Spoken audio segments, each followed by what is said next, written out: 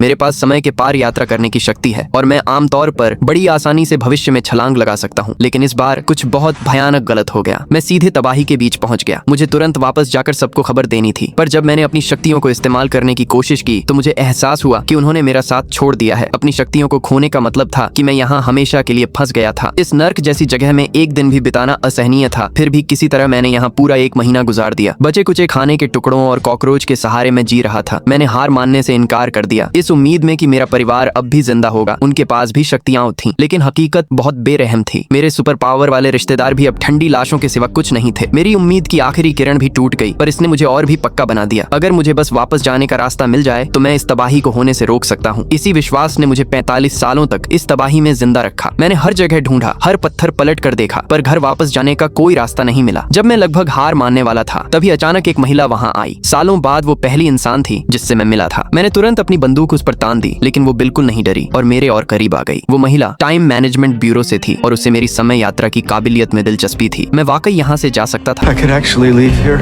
In return for 5 years of service.